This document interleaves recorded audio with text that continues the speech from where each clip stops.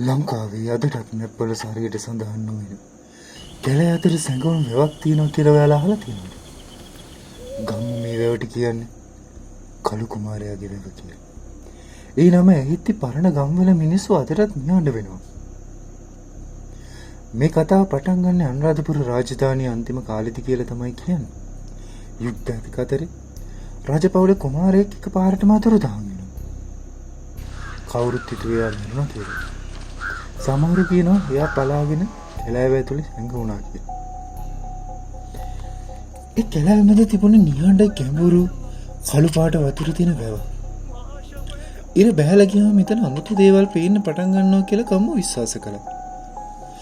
වැව මැදින් නිල් පාට එළියක්, හිස් කැලෑව මැදින් එන ඇස්සෙකු ශබ්දය, කළු ඇඳුමක් ඇඳගත්ත මිනිස්සෙක්. ගමේ කවුරුත් රැට එතනට යන්නේ නෑ. ඒත් එක දවසක් ගමේ හිටපු තරුණයෙක් යාළුවොත් එක්ක ඔට්ටු අල්ලනවා. ඔය කතාව බොරු. මම අද රැට වැව ළඟට යනවා. කාටවත් යාව නවත්තන්න බැරි වුණා.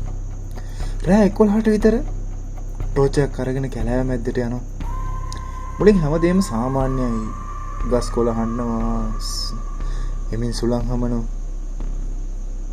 ඒත් වැව ළඟට යද්දී එකපාරට මේ හැම ශබ්දයක්ම නතර වෙනවා. මහා අඳුරු මෝසල නිශ්ශබ්දතාවය. පස්සේ වතුර මැදින් ටික නිල් පාට එළියක් මතුවෙනවා. තරුණයා ටෝච් එක වැව මැදට එල්ල කරනවා. ඒ වෙලාවේ එයා දැක්ක එකම එක දේ. මුළු ජීවිත කාලේ පුරාවටම අద్భుත දේවල් විශ්වාස නොකරපු තරුණයා. එයාගේ ජීවිත කාලේ පුරාවටම එයා හිතාගෙන හිටපු හැම දෙයක්ම වෙනස් වෙන්න පටන් ගන්නවා. වැව මැද වතුර උඩ හිටගෙන කළු ඇඳුමක් ඇඳගත්ත කෙනෙක්. එයාගේ මූණ පේන්නේ නැහැ. හැබැයි එයාගේ ඇස් දෙක නිල් පාටින් දිලිසෙන. එක පාටම කැලෑව ඇතුලේ අශ්වයෙක්ගේ ශබ්දය. තරුණයා බය වෙලා ආපහු දුවන්න හදනකොට වැව මැද ඉන්න හේවණෙල්ල හිමින් යාදිකාවට.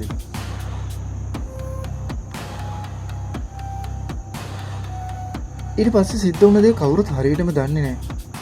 ඒත් පහවදා උදේ ගම්මු තරුණයා හොයාගත්ත වැව අයිනේ බියෙන් ගල් වෙලා පිරාන්ත වෙලා ඉන්න තත්ත්වෙක. එයාගේ ඇස් ලොකු වෙලා තිබ්බා. එයාට කතා කරගන්න බැරි තරම් බය වෙලා හිටියා. ගමේ මිනිස්සු අහනවා එයා මොකද්ද දැක්කේ? ඇයි ඔයා බය වෙලා ඉන්නේ? එයා කතා කරේ එකම එක වචනය. එයා තාම වැවේ බලාගෙන ඉන්නවා. අදටත් මේ වැව තියෙන තැන කවුරුත් හරියටම දන්නේ නැහැ කියලා තමයි කියන්නේ.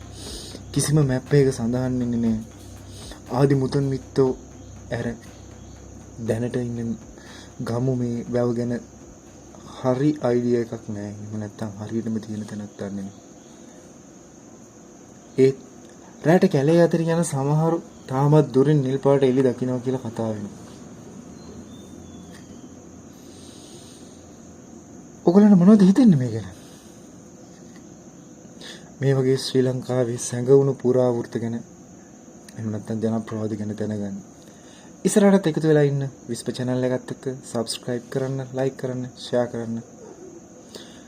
අලුත් කතාවකින් අපි ආයෙ හම්බෙමු.